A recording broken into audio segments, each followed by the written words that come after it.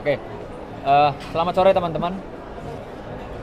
Kami dari Himpunan Advokat Muda Indonesia ya, juga sangat prihatin akan kegaduhan yang saat ini sedang viral, yaitu terkait dengan produk-produk skincare yang mungkin saja atau besar kemungkinannya bisa merugikan masyarakat pada khususnya. Jadi kami melihat kemarin para pengusaha skincare sampai diundang oleh BP POM, yang dimana di situ mungkin saja banyak pembahasan-pembahasan yang tidak dimengerti atau tidak dipahami oleh masyarakat. Nah, kami tentunya sangat yakin bahwa di luar sana masyarakat sudah ada yang menjadi korban. Namun demikian, mungkin karena keterbatasan wawasan atau ketidakberanian mereka untuk menyampaikan apa yang mereka alami, sehingga belum terpublikasi atau terekspos para korban ini. Nah, kami dari Himpunan Advokat Muda Indonesia siap mengadvokasi ya para korban ketika memang mereka mendapatkan kerugian secara kesehatan pastinya. Nanti di sini juga abang kita Bang Petrus bisa menyampaikan bahwa masyarakat nggak perlu takut, karena kalian itu dilindungi sebagai konsumen, dilindungi oleh Undang-Undang Perlindungan Konsumen. Mungkin sedikit Bang Petrus bisa menyampaikan atau mengedukasi masyarakat bahwa produk skincare khususnya yang mereka beli itu mereka juga dapat perlindungan secara hukum. Silakan Bang. Baik, terima kasih teman-teman. Jadi setiap produk apapun, barang atau jasa, itu dijamin oleh Undang-Undang Perlindungan Konsumen. Di pasal 4 itu ada 9 hak para konsumen yang mengatur misalnya tentang kenyamanan, keamanan, keselamatan, atau hak memilih suatu produk yang bagus, hak atas informasi yang benar, jujur mengenai kondisi dan jaminan barang, hak untuk didengar keluhannya, hak untuk mendapat advokasi, hak untuk mendapat pembinaan dan pendidikan, atau hak-hak lain. Dan apabila semua informasi yang diberikan itu tidak benar, konsumen bisa menggunakan haknya untuk menuntut suatu produk yang dianggap merugikan.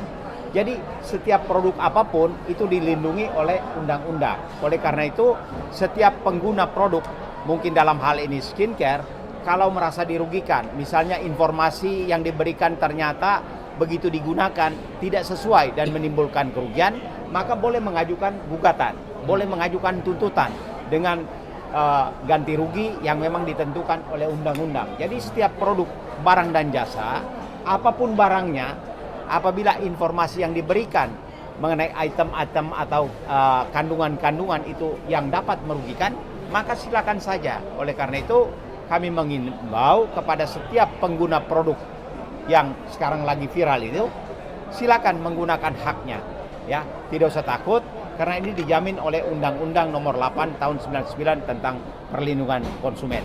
Diatur oleh pasal 4 yang mengatur 9 hak ya konsumen untuk mengajukan tuntutan. Ya, jadi silakan saja, tidak perlu takut, karena semua informasi tentang suatu produk apabila itu tidak benar, maka pengguna barang bisa mengajukan tuntutan.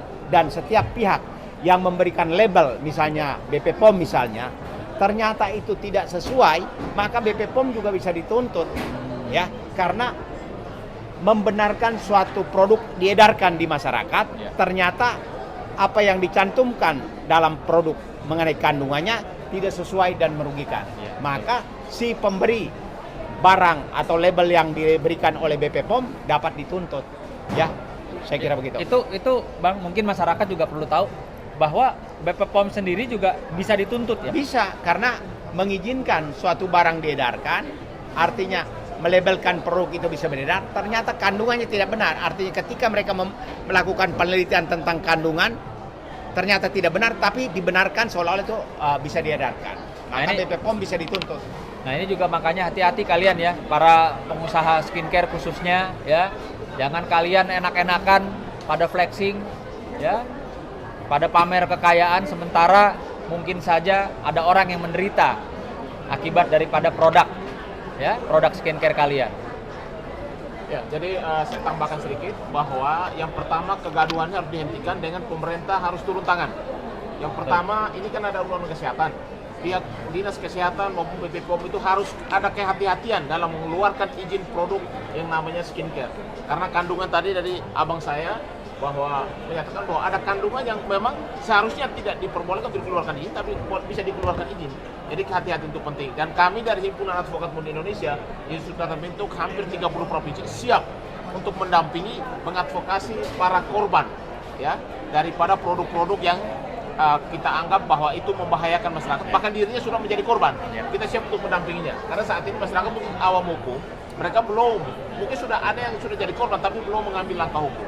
Bukan hanya kepada yang pemilik skincare, kita juga kepada BPOM juga, itu juga masuk di dalam, kalau digugatnya mungkin tergugat, tapi di dalam pidana kita akan tuntut secara pidana karena ini menyangkut nyawa, menyangkut keamanan, kenyamanan daripada seseorang dalam menggunakan produk. Itu aja dari saya. Karena ini jujur ya, jujur skincare itu kan luar biasa ya, luar biasa ya, diminati oleh masyarakat baik laki maupun perempuan, bahkan di kalangan remaja. Ini kita bicara untuk seluruh Indonesia.